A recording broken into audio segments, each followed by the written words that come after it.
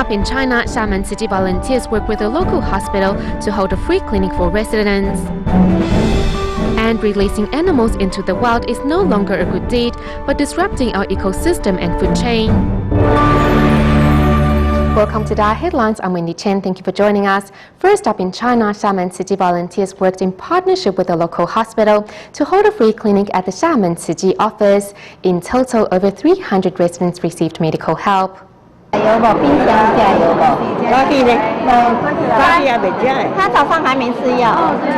at Xiamen City office, city volunteers are partnering with the local hospital to organize a large-scale free clinic, which will be attended by City care recipients and impoverished residents. After this health checkup, you have to go to see a cardiovascular doctor every week or every 2 weeks. And remember to take your medication on a regular basis. At the free clinic, over 300 volunteers are on site to help patients get through the health examinations. Among the patients is Su Xiangda, who has suffered ankylosing spondylitis for 12 years. Thanks to Ciji, he finally has an opportunity to get the treatment, with Ciji volunteers traveling over 200 kilometers to get him here.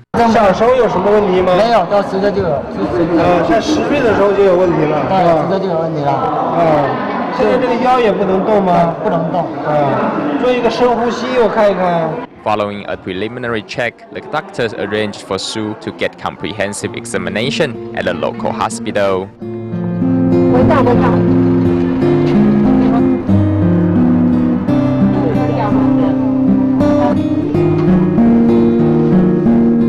Though Su Xiangda will need a long period of treatment before he can recover, he still stays positive and expresses his gratitude to the doctors and volunteers.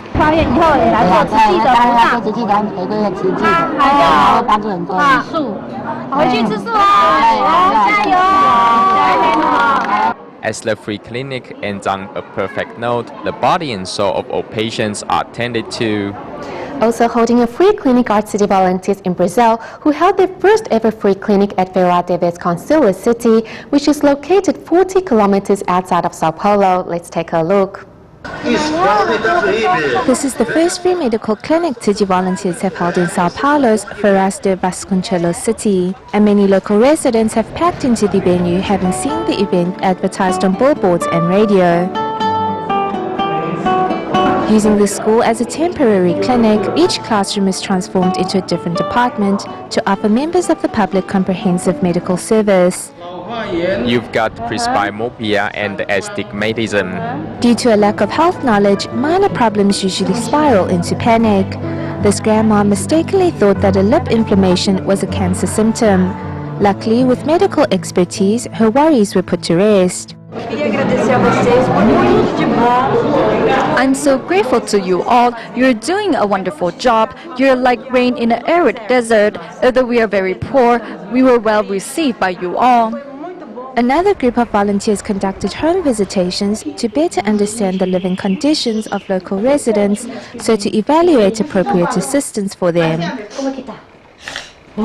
The free clinic not only safeguarded the health of local residents, but also brought Ciji into their lives, marking the start of a new friendship. After World War II, Japan, like many countries around the globe, went through a period of increased birth rate and had some 8 million babies born between 1947 to 1949. However, when these baby boomers retire, it means a huge reduction in labor as well as a surge in pensions. Here's more. The staff operating the machines in this area include both the young and the old. Their average age is approximately 41. There are heavy items around 20 kilograms, but we don't have to move them all at once.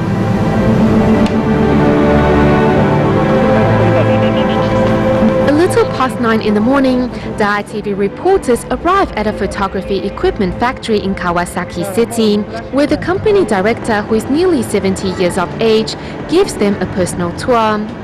One might expect to find the young operating these machines. Nevertheless, here beneath each of the construction helmets are in fact experienced senior staff. We only need to type the information into the computer and the machine will run automatically to compress the metal, so we don't need to put in any physical strength. Manufacture Department's chief, 64-year-old Tomichi Kato, born a baby boomer, is one of the most experienced staff at the company.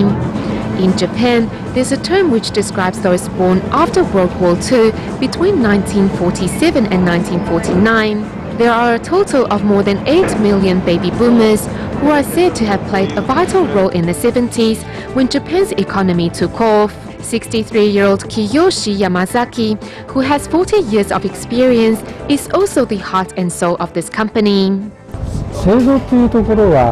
Manufacturing means adjusting to the customer's needs. I probably know most of the staff and the whole manufacturing department.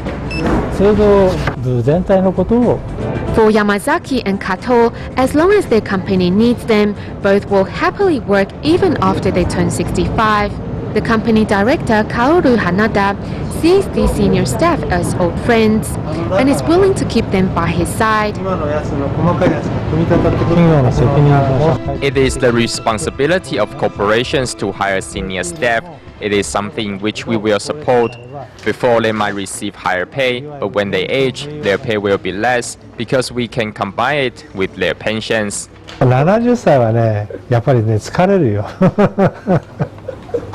まあ時間をね、日にちを1週間5日のところを3日だけにしてました。Facing a declining birth rate, the Japanese government ruled out that beginning in April of next year, the business sector must provide the opportunity of full-time jobs to those above 65.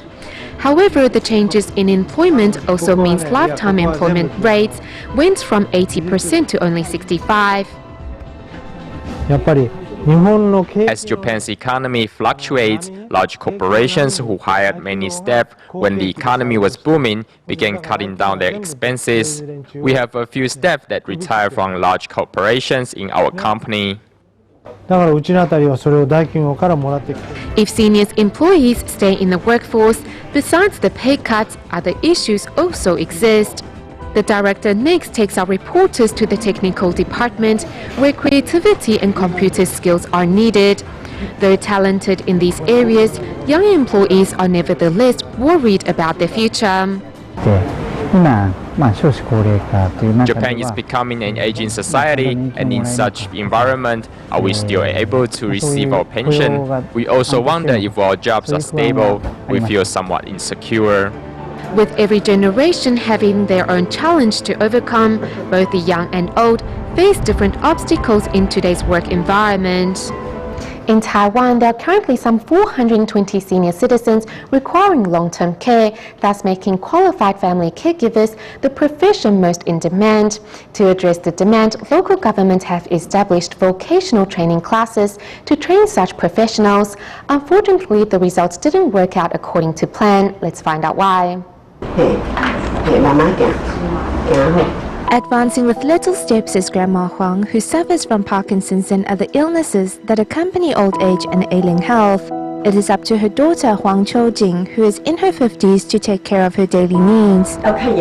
They need to receive regular checkups among other things. And see here, just last week I was in and out of the hospital 3 days in a row.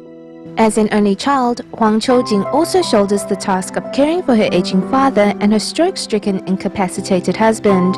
As if hitting the rewind button, Huang goes through the same routine every day. Hidden behind her tenacious facade is strain and grief. It has been difficult. Before, when I was at a loss what to do, I would wonder how I got myself into such a situation, and there is nobody to help me. Just when everything started to look bleak, luckily an extra pair of hands was extended her way. Mr. Zhu is a family caregiver. With his arrival, a heavy load has been lifted off Huang Chojing's shoulders. Huang applied for home care assistance through the Long-Term Care Resource Management Center, which provides assistance 3 days a week, 7 hours each day, to Huang's family. There are currently 6,000 caregivers like Mr. Zhu in Taiwan. Of the some 2 million elderly citizens in the country, 420,000 of them are incapacitated and require long-term assistance. Senior care centers, retirement centers, and nursing homes depend on caregivers. Their job requires them to look after patients and maintain a clean and comfortable environment for them, as well as to meet their daily needs. In response to the increasing demand of an aging society, each year over 4,000 participants sign up to take part in the caregiver training program organized by the Council of Labor Affairs and local governments.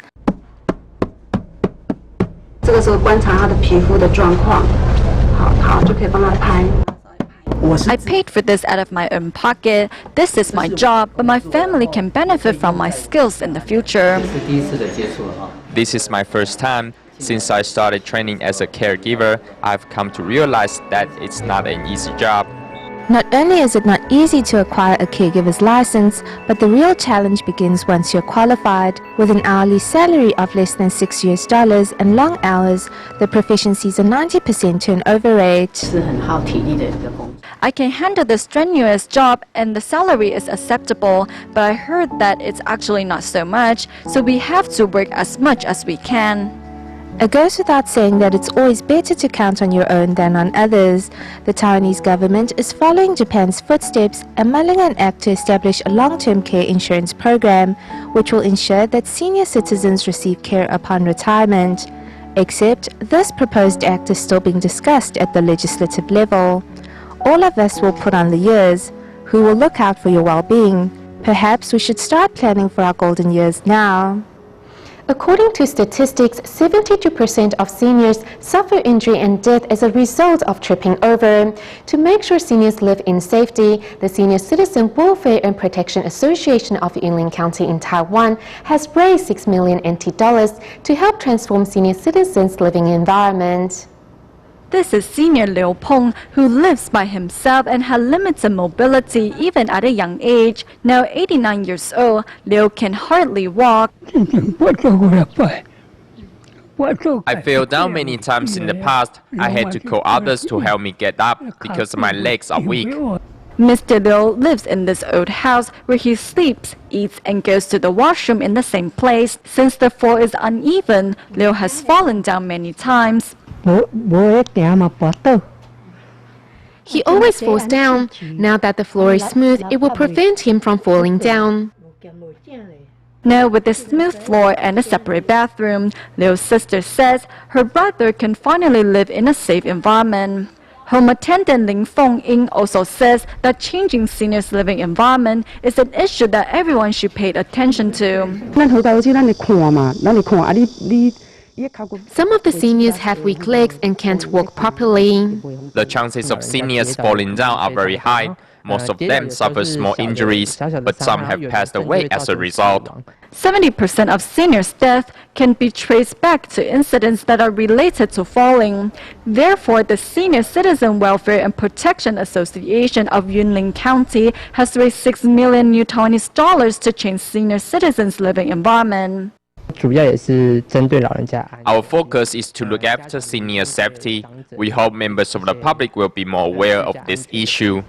As most of the seniors are vulnerable to falling, by changing their living environment, we can ensure that they can live in safety.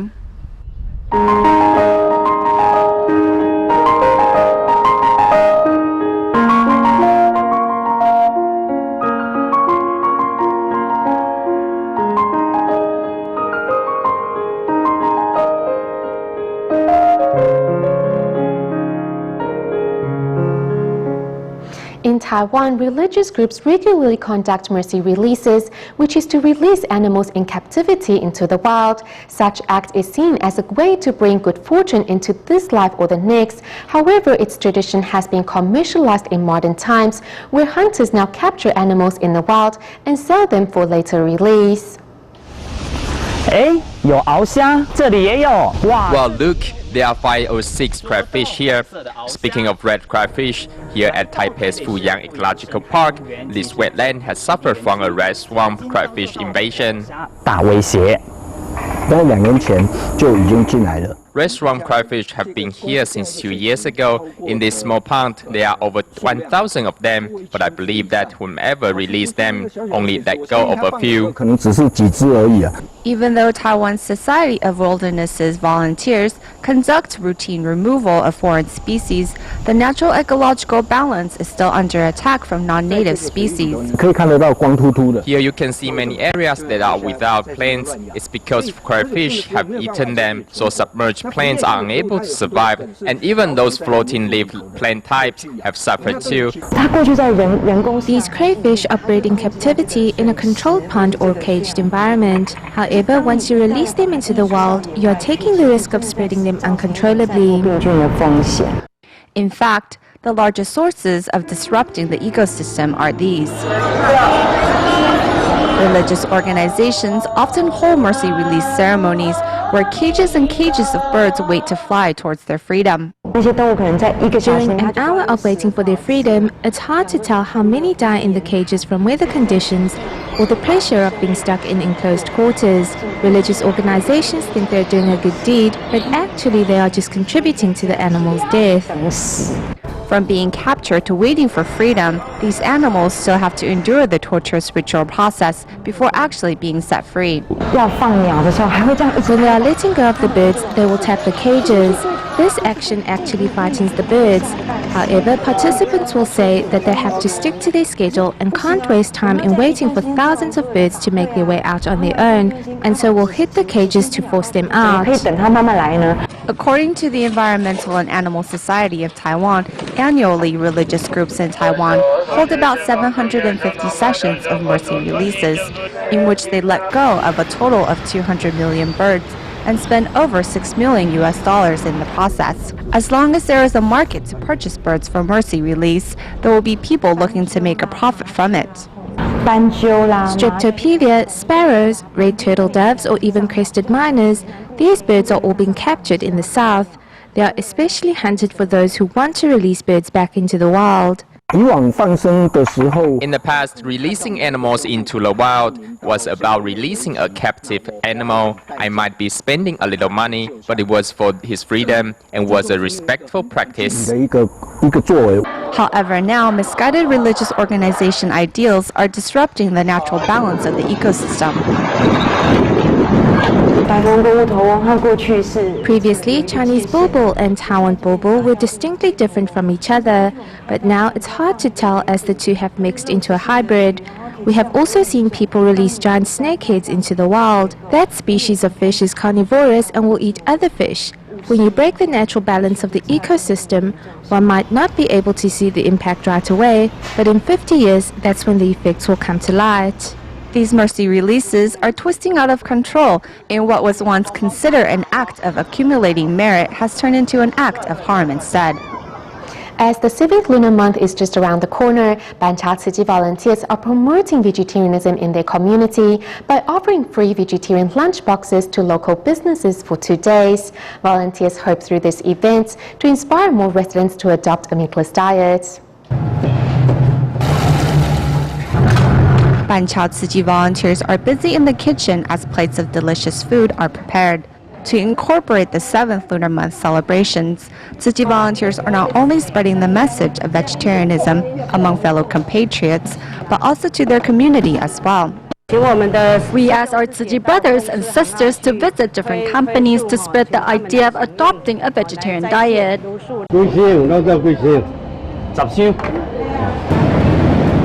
Working together to carry the lunch boxes inside, many companies are participating in this event.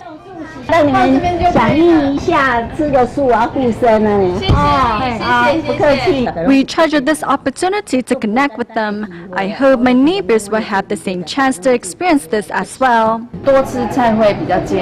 It's healthier to eat more vegetables and less meat. Our bodies will have more energy because of it. The staff members of this company sit down to eat their lunch together and find the taste to be a bit different from before. I normally eat light anyways. I don't like salty, oily, or spicy foods, so this lunch is very suitable for me. A vegetarian diet is good for health as well as good for the planet. We only have one Earth, so if it is destroyed, then it's gone.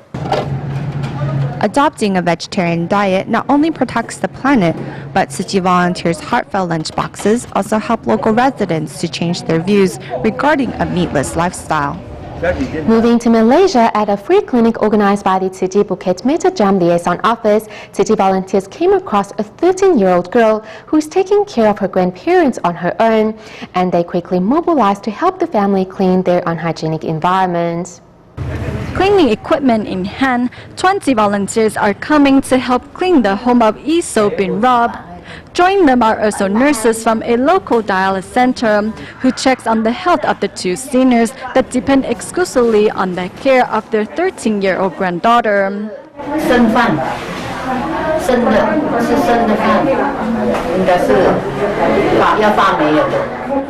Naughty food in the kitchen, milk on the mattress, and garbage on the floors. One by one, volunteers attack these areas.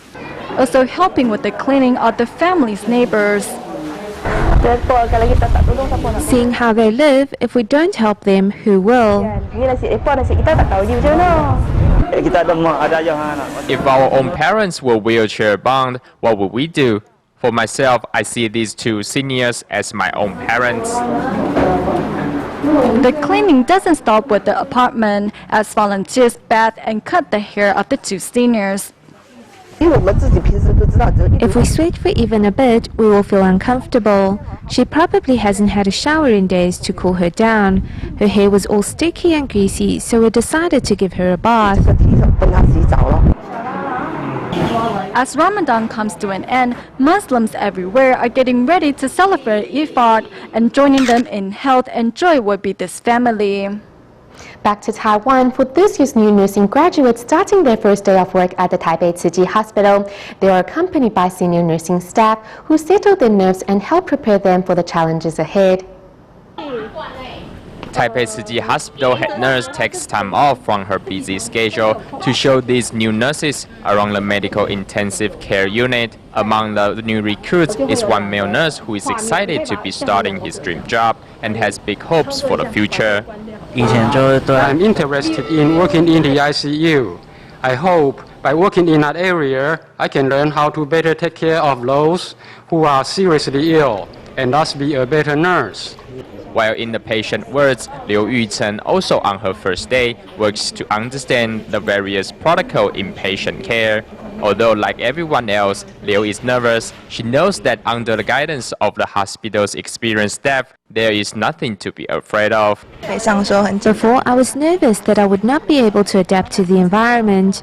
After coming here, thanks to the guidance and care of the head nurses, I feel like we are at home and not in a hospital. Although the job of a nurse is not an easy one, there are still many, like this crop of new graduates, that are willing to work forth in respect, empathy, and compassion to fulfill their Hippocratic oath and Tzu Chi's medical mission. We go to Northern California of the United States at the end of the show. After the Hallmark apartment in Redwood City was destroyed by a fire in early July, Tzu Chi volunteers arrived in the aftermath to hand out consolation cash to residents who were mainly from low-income families or handicapped. Volunteers later also returned to hold a tea gathering. We'll leave you with these images. Thank you for tuning in. Goodbye.